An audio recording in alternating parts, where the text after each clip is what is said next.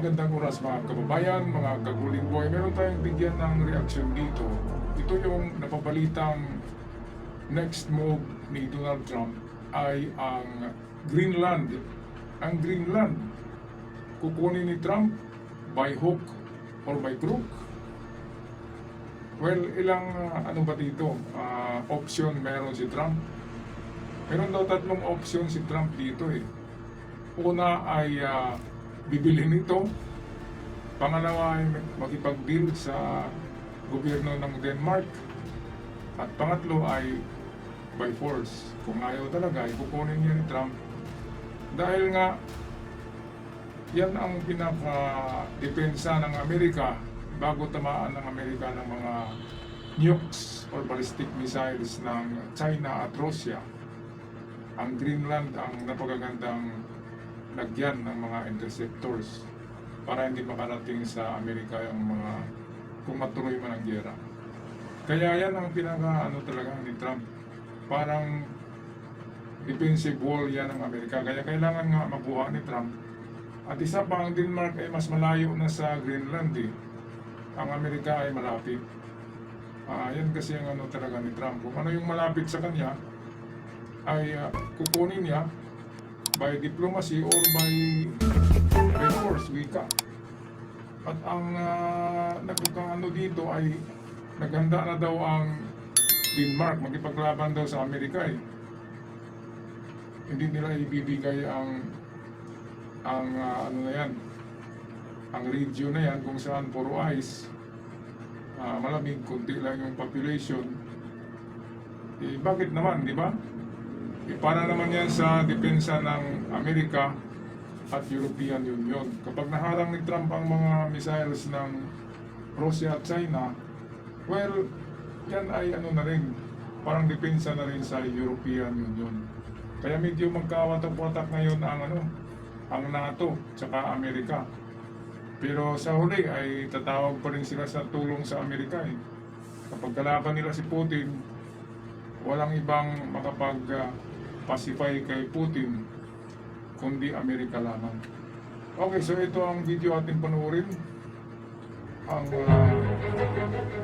Well, that's something that's currently being actively discussed by the president and his national security team.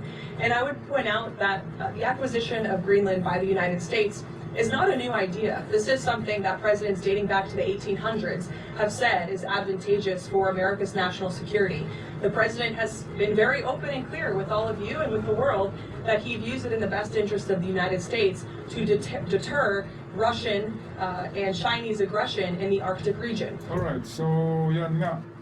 Depensa to deter para masalubong yung pwersa ng mapahina yung pwersa ng China at Russia kapag nagpalipad ng mga ballistic missiles, siguradong dyan dumadaan sa Greenland.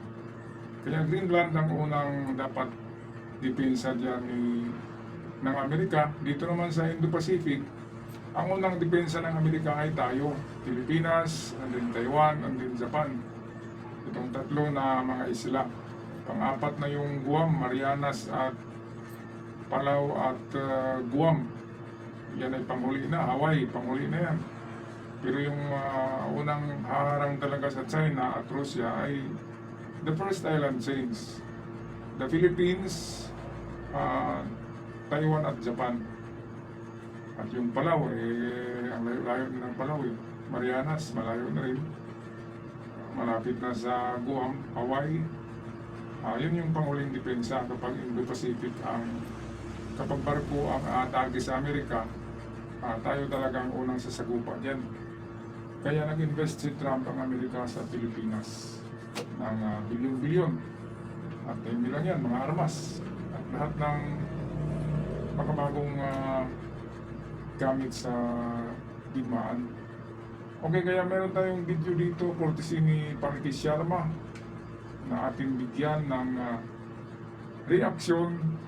Kasi marami ang hindi nakakalam kung bakit bigla na lang kukunin ni Trump ang Denmark, ang Greenland. Ang Greenland naman ay pwedeng bilhin ng Amerika eh. Bakit ayaw ibigay ng Denmark? Wala namang ginagawa doon ng Denmark, hindi naman nagmimina. Di ba? Pinabayaan lang yan ng Denmark. At isa pa kapag nagkapaglagay din ng Amerika ng mga interceptors, mga defensive weapons, ay kasamang madipinsahan ang Europe sa atake ng ballistic missiles ng Russia at China. Kaya dapat papayag dito ang Denmark kasi bibilhin naman yan eh.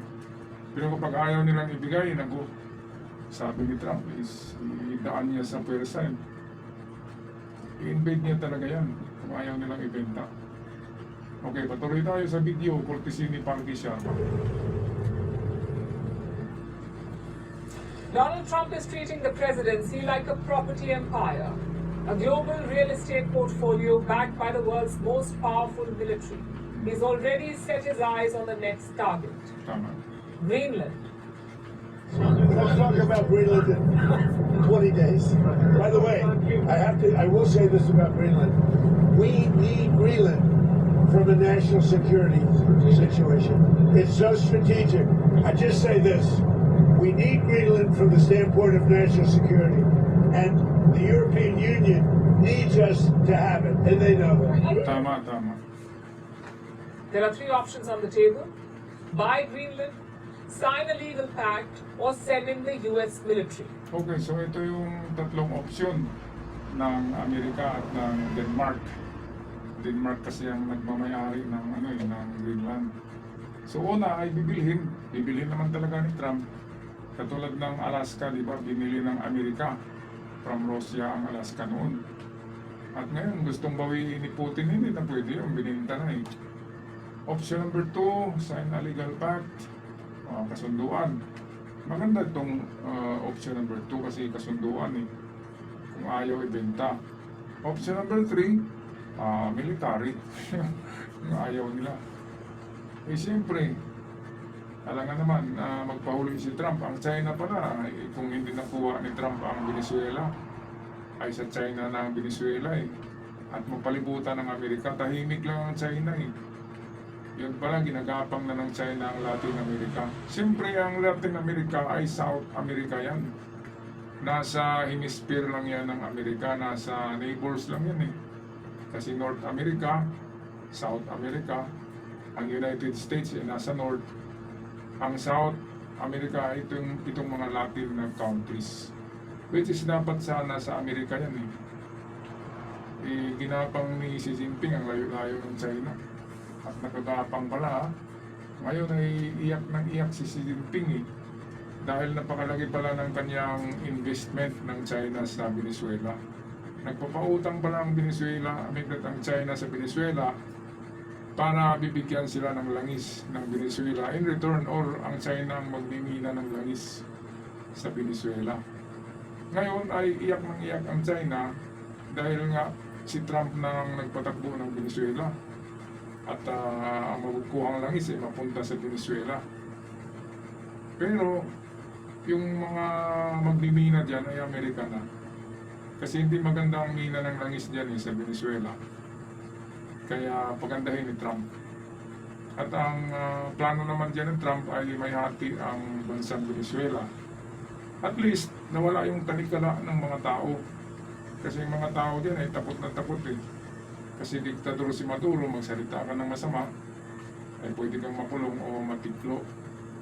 Kaya mas maganda na yung meron na silang freedom ngayon sa Venezuela. Kaya hati ang Venezuela. Merong loyal kay Maduro, meron din nagpapasalamat kay Trump. Kayo mga kababayan, saan ba kayo? Of course, dito ako sa pumapanig sa Pilipinas. Alam nga naman na doon ako sa China, di ba? Ang Amerika ay hindi naman aagawin ng Pilipinas. Didipinsahan lang kasi first island chain nga tayo. Tayo yung unang sasagupa eh. Libre ang Amerika ng ating military. Pero of course, magsusupply din sila ng armas. Kasi kung pabayaan tayo, wala tayong magagawa.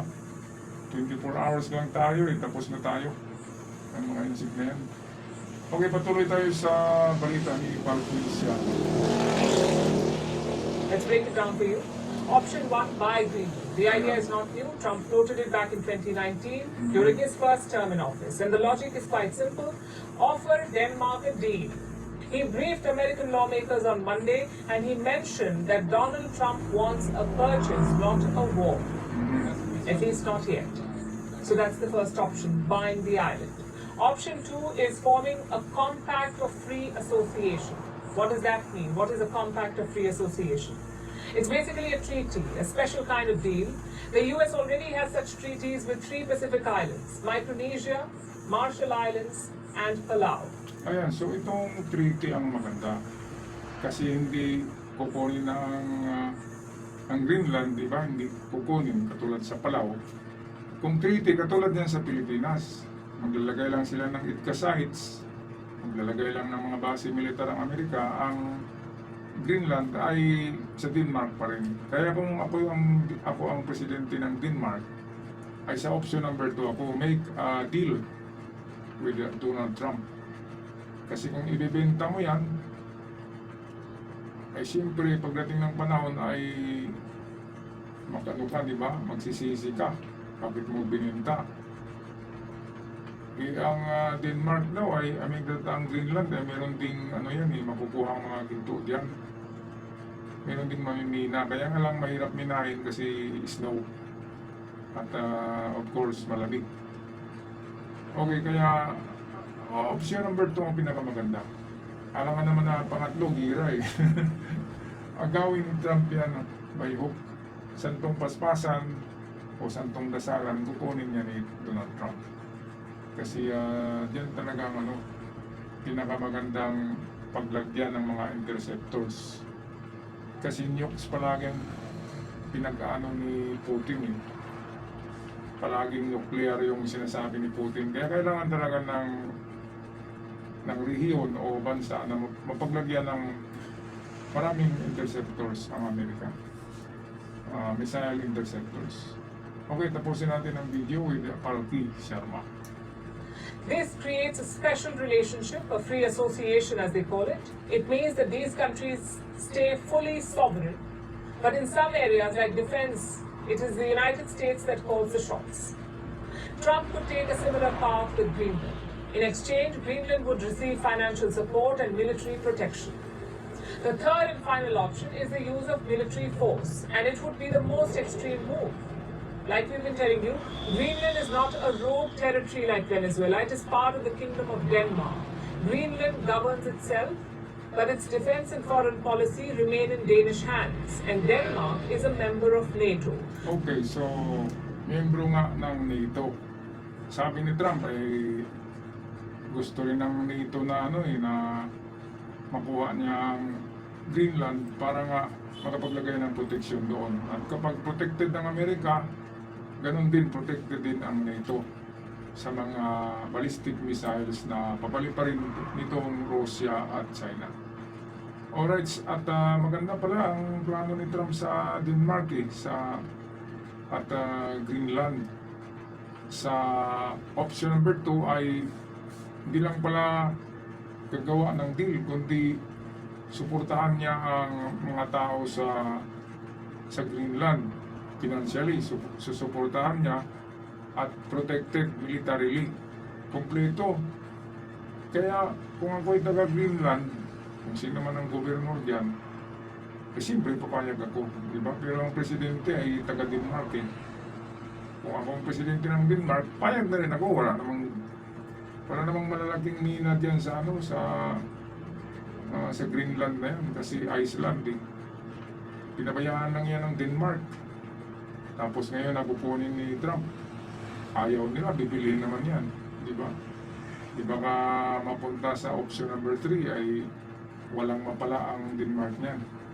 Kasi kahit NATO ay hindi yan naatrasan ni Donald Trump eh. Tsaka hindi nalaban ng NATO kay Trump sa Amerika. Ay naku. Alam nila kung sino ang kalaban nila, Russia. Kaya kung kalabanin nila ang Amerika, wala na silang big brother. Siguradong talo sila sa labanan sa pagipaglaban ng Europe o NATO sa Russia. Alright, anong masasabi niyo dito mga kababayan sa tangkang pagkuha ni Trump sa Greenland para gawing defensive region sa pag-atake ng China at Russia sa panahon ng digmaang pandaigdig pangatlo, World War III. Pag-comment sa ating comment section at sa mga bago pa lang sa channel, huwag kalimutan mag-subscribe, napakalaking tulong. Maraming salamat. Love and peace, not war.